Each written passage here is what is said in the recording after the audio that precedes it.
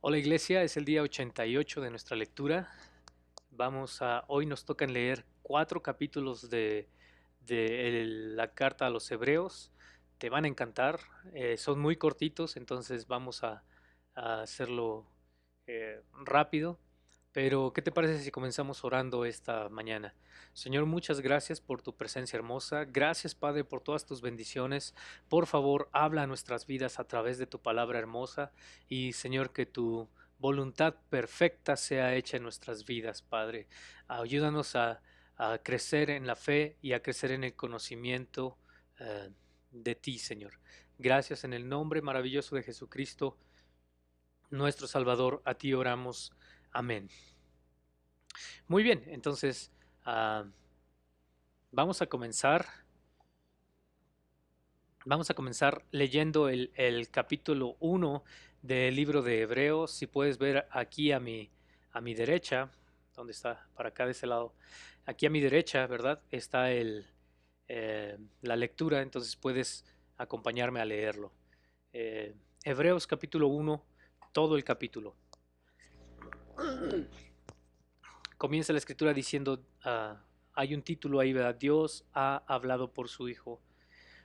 Versículo 1. Dios, habiendo hablado muchas veces y de muchas maneras en otro tiempo a los padres por los profetas, en estos postreros días nos ha hablado por el Hijo, a quien constituyó heredero de todo, y por quien asimismo hizo el universo, el cual, siendo el resplandor de su gloria y la imagen misma de su sustancia, y quien sustenta todas las cosas con la palabra de su poder, habiendo, habiendo efectuado, la purificación de nuestros pecados por medio de sí mismo, se sentó a la diestra de la majestad en las alturas, hecho tanto superior a los ángeles cuanto heredó más excelente nombre que ellos. Dice el escritor de Hebreos, ¿verdad? Que en estos últimos días nuestro Dios nos ha hablado por medio de Jesucristo, por medio del Salvador. Ok, entonces la siguiente porción dice el Hijo superior a los ángeles. Versículo 5 dice, porque ¿a cuál de los ángeles dijo Dios jamás? Mi hijo eres tú, yo te he engendrado hoy. Y otra vez yo seré a él padre, y él me será a mi hijo.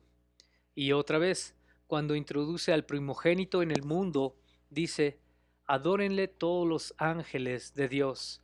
Ciertamente de los ángeles dice, el que hace a sus ángeles espíritus y a sus ministros llama de fuego.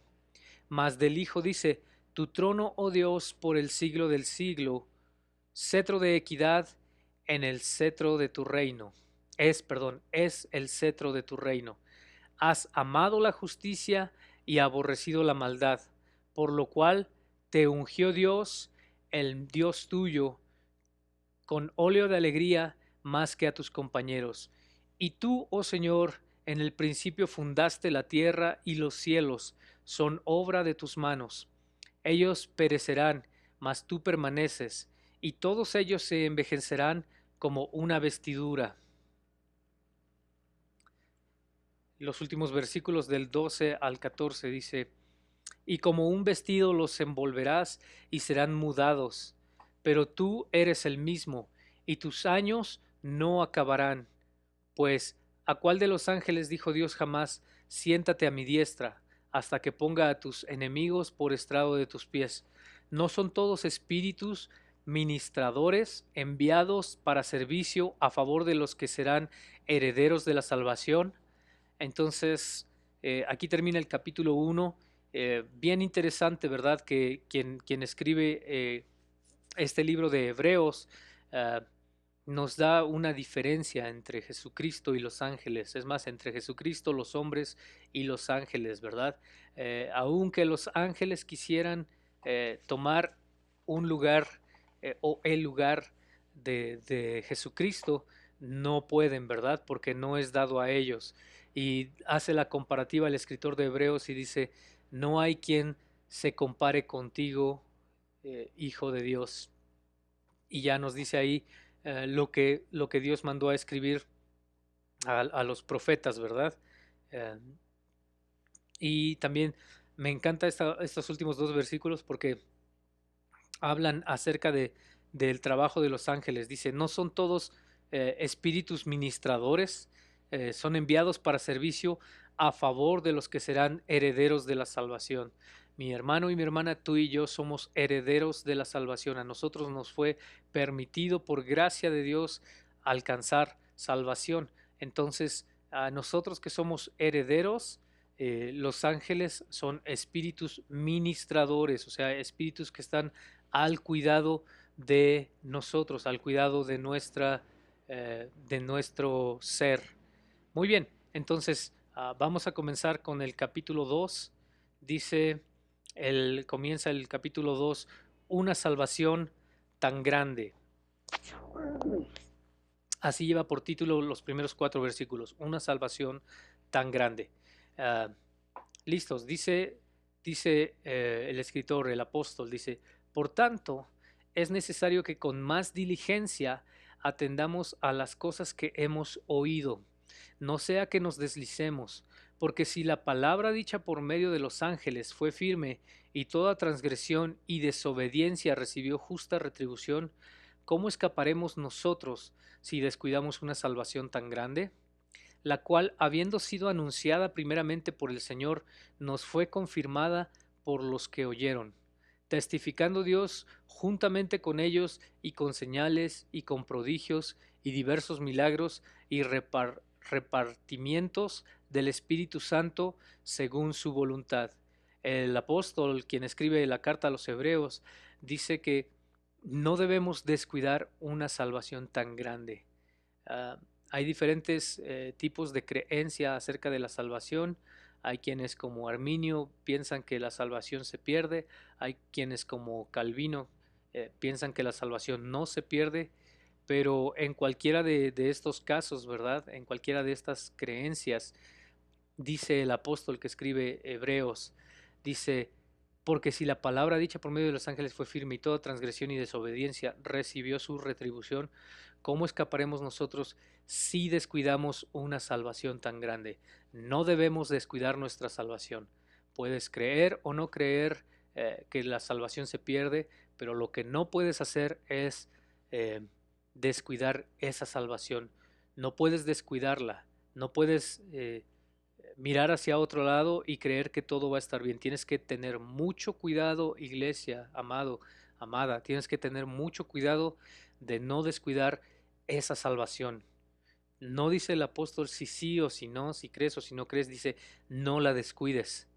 Porque si nosotros descuidamos esa salvación, no venimos a hacer lo que Cristo vino a hacer por nosotros, ¿verdad? Ok, y con este hilo, con esta forma, dice lo siguiente es el autor de la salvación. Comenzando el verso 5, dice, porque no sujetó a los ángeles el mundo venidero, acerca del cual estamos hablando. Pero alguien testificó en cierto lugar diciendo, ¿qué es el hombre para que te acuerdes de él, o el hijo del hombre para que le visites? Le hiciste un poco menor que los ángeles, le coronaste de gloria y de honra, y le pusiste sobre las obras de tus manos. Todo lo sujetaste bajo sus pies, porque en cuanto le sujetó todas las cosas, nada dejó que no sea sujeto a él, pero todavía no vemos que todas las cosas le sean sujetas. Pero vemos a aquel que fue hecho un poco menor que los ángeles, a Jesús, coronado de gloria y de honra a causa del padecimiento de la muerte, para que por la gracia de Dios gustase la muerte por todos, porque convenía a aquel por cuya causa son todas las cosas y por quien todas las cosas subsisten, que habiendo de llevar muchos hijos a la gloria, perfeccionase por aflicciones al autor de la salvación de ellos.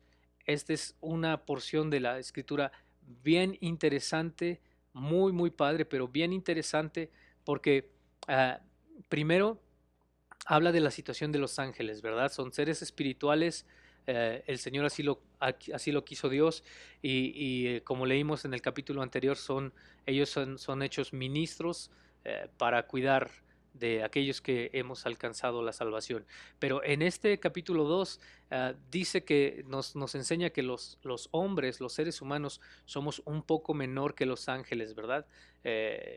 No menor en cuanto a importancia, sino en cuanto a la forma, ¿verdad?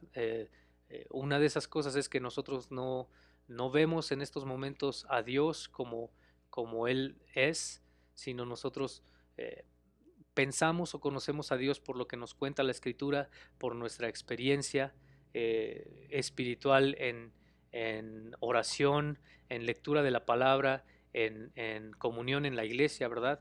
Pero no lo conocemos cara a cara, sin embargo los ángeles sí. Y por eso el apóstol escribe y dice, porque ustedes son hechos poco menores que los ángeles. Y lo que me llama la atención son los últimos versículos, bueno, no los últimos, versículos por ahí del 8 hasta el 10, que dicen que Dios hizo a Jesús un poco menor que los ángeles, no a Jesucristo, no a Dios hecho carne, sino al ser humano, a Jesús el hombre, lo hizo un poco menor que los ángeles, otra vez en cuanto a forma, porque lo hizo con limitado, ¿verdad? Con un cuerpo, con un espíritu y con su alma, ¿verdad? Y entonces limitado Jesús, dice el apóstol, porque tenía que padecer lo que tuvo que padecer, tenía que llevar las aflicciones para poder ser nuestro Salvador.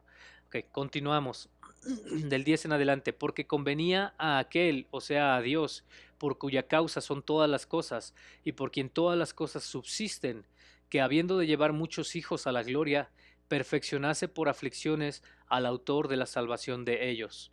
Porque el que santifica y los que son santificados, de uno son todos, por lo cual no se avergüenza de llamarlos hermanos. El que santifica es Dios y santifica a nosotros que somos santificados, ¿verdad? A través de Jesucristo, a través de su sacrificio en la cruz del Calvario. Dice, porque Él no se avergüenza, Jesús no se avergüenza de llamarnos hermanos. Okay, el 12 dice, anunciaré, diciendo, anunciaré a mis hermanos tu nombre, en medio de la congregación te alabaré. Y otra vez, yo confiaré en él. Y de nuevo, he aquí yo y los hijos que Dios me dio. Así que, por cuanto los hijos participaron de carne y sangre, él también participó de lo mismo, para destruir por medio de la muerte al que tenía el imperio de la muerte, esto es, al diablo, para aquellos que aún les quedaba duda, ¿verdad? Para aquellos que aún tenían duda de lo que vino a ser Cristo Jesús en su padecimiento en la cruz del Calvario, ¿verdad? El versículo 14 es clave en esto, dice, así que por cuanto los hijos participaron de carne y sangre, así también participó de lo mismo. Él participó de lo mismo, Jesús participó de lo mismo, carne y sangre, para destruir por medio de la muerte al que tenía el imperio de la muerte, esto es, al diablo, y librar a todos los que por el temor de la muerte estaban durante toda la vida sujetos a servidumbre. Jesús vino a quitarnos el temor a morir, ¿verdad? Y vino a enseñarnos que la muerte es un proceso más de la vida, ¿verdad? Es una etapa más del proceso de la vida. Ok, uh, el 16 dice, porque ciertamente no socorrió a los ángeles, sino que socorrió a la descendencia de Abraham, por lo cual debía ser en todo semejante a sus hermanos, para venir a ser misericordioso y fiel sumo sacerdote en lo que a Dios se refiere, para expiar los pecados del pueblo. Pues en cuanto él mismo padeció siendo tentado, es poderoso para socorrer a los que son tentados. ¡Wow! Dice estos últimos tres versículos, ¿verdad? Porque Jesucristo no salvó, no socorrió a los ángeles. Suena triste, ¿verdad? Pero Él no dio su vida por los ángeles. Los ángeles tienen su lugar, va a llegar el momento en que sean juzgados, en que ellos tomen su lugar frente a Dios. Y en cambio dice, porque ciertamente Él no socorrió a los ángeles, sino que socorrió a la descendencia de Abraham, a los seres humanos, a los hombres. No, no a los animales, no a los ángeles, no a ninguna otra especie, ¿verdad? Sino Jesucristo vino a socorrer a los seres humanos. y dice que Él tenía que padecer, Jesucristo tenía que padecer en todo como ser humano para poder presentarse delante de Dios como fiel y sumo sacerdote. Y entonces el último versículo de este capítulo dice, eh, por cuanto Él mismo padeció siendo tentado, es poderoso para socorrer, para ayudar a los que son tentados. ¿Tienes alguna tentación? ¿Has tenido algún problema? ¿Alguna situación difícil?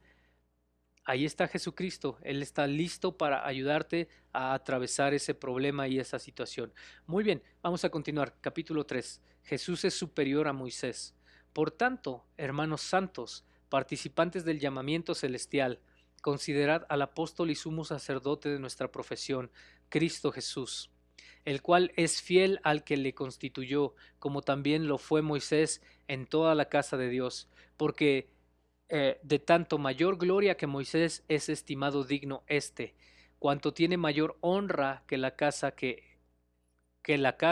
el que la hizo, porque toda casa es hecha por alguno, pero el que hizo todas las cosas es Dios.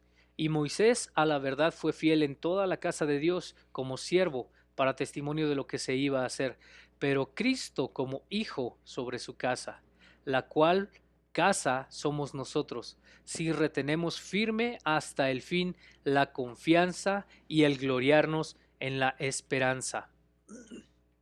Entonces está haciendo una comparación entre Moisés y Jesucristo, porque recuerden que estos versículos fueron escritos durante el tiempo en que el pueblo judío era el pueblo principal, y entonces dice que nosotros somos este pueblo, pero solamente si nos mantenemos fieles a nuestro Señor.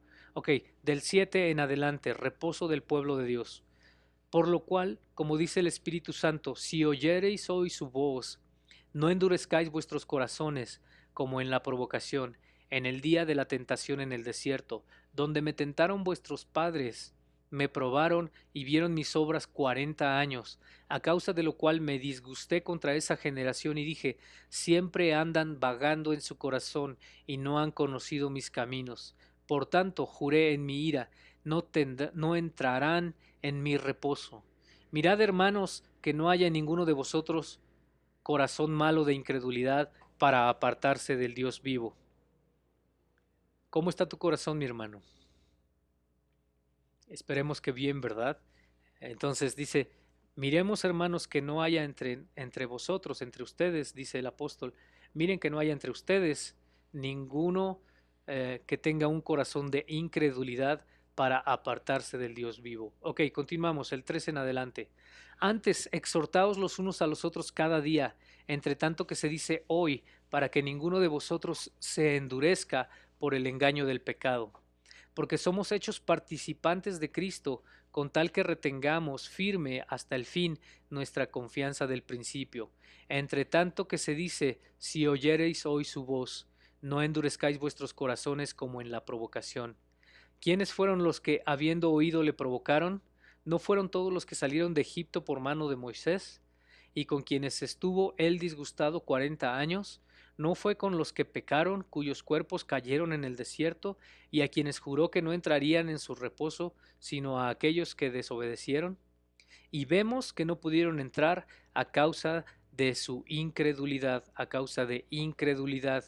Tal vez el mayor de los problemas, ¿verdad?, para los cristianos, o la cosa que más el Señor demanda o más llama la atención, ¿verdad? A quienes más les llama la atención es aquellos que actúan bajo incredulidad. Porque como dice este pasaje, ¿verdad? Juré en mi ira, no entrarán en mi reposo. Y tú conoces la historia, iglesia, tú sabes la historia. El pueblo de Israel, el pueblo judío, fue llevado durante 40 años en el desierto y antes de entrar a la tierra prometida, aquellos que dudaron, aquellos que fueron incrédulos, aquellos que no creyeron lo que decía Dios, a pesar de ver los prodigios, los milagros y las cosas que Dios hacía por ellos, estas personas no pudieron entrar a la tierra prometida. Entonces, ¿cómo está tu corazón, iglesia? ¿Cómo está tu caminar delante de Dios? ¿Estás listo para entrar a la tierra prometida?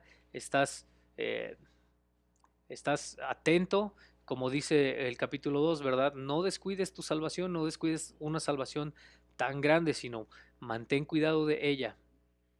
Ok, vamos al capítulo 4, el último del día de hoy. Comenzamos con el verso 1, dice, temamos pues, no sea que permaneciendo aún la promesa de entrar en su reposo, alguno de vosotros alguno de vosotros parezca no haberla alcanzado. Porque también a nosotros se nos ha anunciado la buena nueva como a ellos, pero no les aprovechó el oír la palabra de Dios por no ir acompañada de fe en los que la oyeron. Entonces, dice el escritor de Hebreos que no basta solamente con escuchar la palabra de Dios. No dice que la palabra de Dios no sea eficaz, dice que no basta con eso, sino que debe de ser acompañada de fe. Es bueno que escuches la palabra de Dios, es bueno que leas la Biblia, pero no es suficiente. Necesitas o necesitamos acompañarla de fe, creer realmente que la palabra de Dios se cumple y es real en nosotros. Verso 3 en adelante.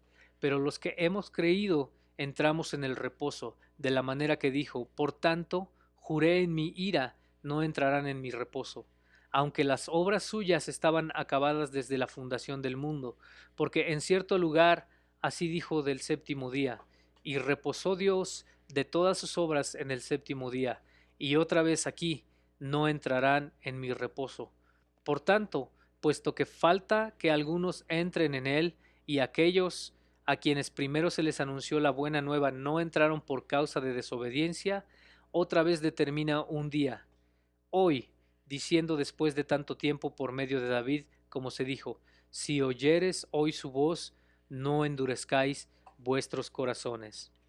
El apóstol, ¿verdad? Quien escribe este libro, ¿verdad? Esta carta, le preocupa y le ocupa el que nuestros corazones estén listos para hacer la voluntad de Dios, listos para escuchar lo que Dios desea y no estar en incredulidad o alejados de Él. Entonces dice el apóstol, como alguien más dijo, ¿verdad? Y se refiere a un profeta en el Antiguo Testamento, como alguien más dijo, si oyes hoy su voz, no endurezcas tu corazón. Ok, continuamos el 8 al 13 para terminar con esta sección, con esta parte.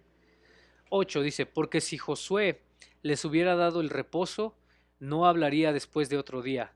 Por tanto, queda un reposo para el pueblo de Dios, porque el que ha entrado en su reposo también ha reposado de sus obras, como Dios de las suyas. Procuremos pues entrar en aquel reposo, para que ninguno caiga en semejante ejemplo de desobediencia, porque la palabra de Dios es viva y eficaz, y más cortante que toda espada de dos filos, y penetra hasta partir el alma y el espíritu, las coyunturas y los tuétanos, y discierne los pensamientos y las intenciones del corazón. Y no hay cosa creada que no sea manifiesta en su presencia. Antes bien, todas las cosas están desnudas y abiertas a los ojos de aquel a quien tenemos que dar cuenta. Amado, amada, iglesia, familia, no hay cosa que podamos ocultar de Dios, no hay cosa que sea oculta ante sus ojos. Eh, Hoy que hiciste lo bueno o hoy que hiciste lo malo, hoy que te portaste bien o hoy que te portaste mal, hoy que escuchaste su voz y obedeciste o hoy que hiciste caso omiso a su voz, Él está con los ojos abiertos y no hay nada que se le escape. Y otra vez nos recuerda el apóstol, ¿verdad? Entremos en el reposo del Señor porque es necesario que no parezcamos como el pueblo que vivió en desobediencia. Entonces, vamos a terminar con este capítulo 4. La siguiente porción dice, o tiene como título, Jesús el gran sumo sacerdote. Versículos 14 al 16. Por tanto, teniendo un gran sumo sacerdote que traspasó los cielos, Jesús el Hijo de Dios, retengamos nuestra profesión, porque no tenemos un sumo sacerdote que no pueda compadecerse de nuestras debilidades, sino uno que fue tentado en todo según nuestra semejanza, pero sin pecado. Acerquémonos pues confiadamente al trono de la gracia para alcanzar misericordia y hallar gracia para el oportuno socorro. Estos tres versículos son increíbles, ¿verdad? Porque dice, porque teniendo un gran sumo sacerdote, para nosotros, los latinos, la gente del continente americano, no tiene tanto sentido, ¿verdad? Pero para los judíos, las personas que fueron criados en esta religión, un sacerdote obviamente era alguien importante, ¿verdad? Pero un sumo sacerdote, un sacerdote eh, mucho más grande, mucho más allá, ¿verdad? Era importantísimo, ¿verdad? Era la persona que tenía la oportunidad de entrar en el santuario para ofrecer los sacrificios. Era la persona que podía intermediar, que podía hacer como, como aquel que interviene por quien hizo mal, por quien tenía un pecado. Entonces, por eso dice el apóstol, teniendo un gran sumo sacerdote, aquel que puede ser el intermediario. Y dice que traspasó los cielos, no se quedó nada más aquí en la tierra, no era un ser humano común y corriente, fue humano 100%, pero fue mucho más allá. Jesús, el Hijo de Dios, Él es nuestro sumo sacerdote, Él es la persona que es el intermediario, la persona que puede interceder por nosotros. Dice, porque no tenemos un sumo sacerdote que no pueda compadecerse de nuestras debilidades, sino uno que fue tentado en todo según nuestra semejanza. ¿Has pasado necesidad económica? Jesús también. ¿Has pasado enfermedad? Jesús pasó lo que es enfermedad. ¿Has pasado por escasez? Jesús entiende de escaseces. ¿Has pasado por dolor? El Señor Jesús llevó nuestro dolor, ¿verdad?, a la cruz del Calvario. ¿Has pasado por burlas? El Señor Jesús se burlaron de él, ¿verdad?, mientras lo golpeaban y mientras él sufría. Entonces dice, no tenemos un sumo sacerdote que no sepa lo que estás pasando. Él sabe y entiende y conoce lo que te acontece cada día. Dice, pero sin pecado. Ahí está la gran diferencia, pero sin pecado. Él no cometió pecado. No importa lo que alguna persona pudiera pensar o creer acerca de Jesús, Él fue el sumo sacerdote, tentado en todo como nosotros, pero sin pecado. Okay, y el 16 me encanta y sé que a ti también. Acerquémonos pues confiadamente al trono de la gracia para alcanzar misericordia y hallar gracia para el oportuno socorro. Gracias al sacrificio de nuestro sumo sacerdote Jesucristo, podemos acercarnos confiadamente, sin problemas. ¿Sabes por qué el apóstol escribe aquí confiadamente? Porque en los tiempos antiguos, cuando había reyes, una persona común y corriente como el hoy no podía acercarse al trono, ¿verdad?, del rey que estaba reinando durante ese tiempo y hacerle una solicitud o una petición, a menos que el rey tuviese misericordia y extendiese su cetro, su báculo, ¿verdad?, para que entonces pudiera yo saber que puedo acercarme a a su trono. Porque de otra manera, de otra forma, la persona que se acercara al trono de algún rey iba a ser castigada, en algunas ocasiones azotada, en otras ocasiones encarcelada, o incluso si el rey no estaba de buen humor, esa persona bien pudiera haber perdido la vida. Pero dice el apóstol aquí en el versículo 16, acerquémonos pues confiadamente, sin pensar que algo malo nos va a suceder por acercarnos al trono de la gracia, para alcanzar misericordia y hallar gracia para el oportuno socorro. Cuando tengo esa necesidad que sobrepasa lo que yo puedo hacer por mí mismo, entonces puedo acercarme a su trono y decirle, Señor, aquí está mi problema, aquí está mi situación, no puedo con ella, tú ten el control, tú toma el control y ayúdame a salir de ella. Ok, entonces aquí vamos a parar, iglesia. Nos vemos el día de mañana. Ya estamos hoy terminando el día 88 de nuestra lectura. Recuerda que estos tiempos, estos momentos, en estos días hemos tenido noticias de familias que han sido ya afectadas por el COVID. Entonces, por favor, sigue manteniéndolos en oración. Tú sabes, iglesia, quiénes son. las familias que han estado. eh, También nuestro hermano Walter, él nos escribió para que orásemos por ellos precisamente por salud. Gracias a Dios por la prueba rápida que se hicieron salió negativo. Entonces, aún así no bajemos la guardia, estemos orando, mantengámoslos en oración.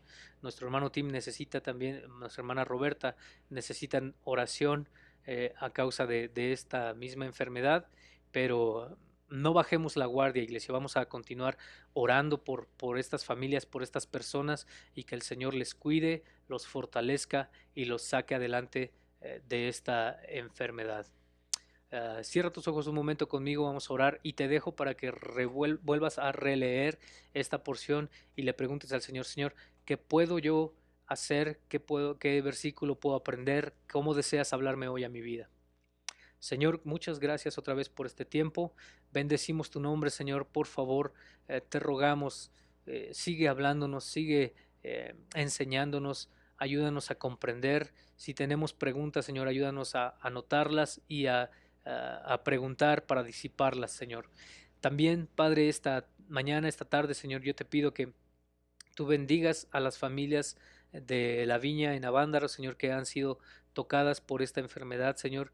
Te ruego, Padre, que tú tengas misericordia de nosotros, que nos cuides y nos protejas, Padre, que tu presencia hermosa esté con nosotros cada día y que toques la vida de las familias que han sido afectadas con este virus, Padre, para que esta enfermedad no pueda hacer daño a ninguno de mis hermanos y de mis amigos, Padre. Bendícelos en el nombre de Cristo Jesús. Gracias, Padre, por lo que has hecho en la vida de nuestro hermano Walter, su esposa Doris y las demás personas que están con él. Te ruego, Señor, te pido, Padre, que tú los cuides, los protejas, Señor, que ellos puedan seguir adelante haciendo la obra a la cual tú los has llamado, Padre, y bendícelos, Señor. Bendice a nuestro hermano Tim también, Señor, a nuestra hermana Roberta, ahora que están lejos, Señor, ahora que viajaron, Padre, sé tú con ellos, bendícelos, cuídalos, protégelos, Padre, y sánalos completamente, Señor. Que este virus no venga y haga mella en sus cuerpos, Señor, sino que tú los lleves a través de esta enfermedad, Señor, y que ellos puedan ser sanos completamente. En el nombre maravilloso de Jesucristo te doy muchas gracias. Amén. Muy bien, iglesia, nos vemos el día de mañana.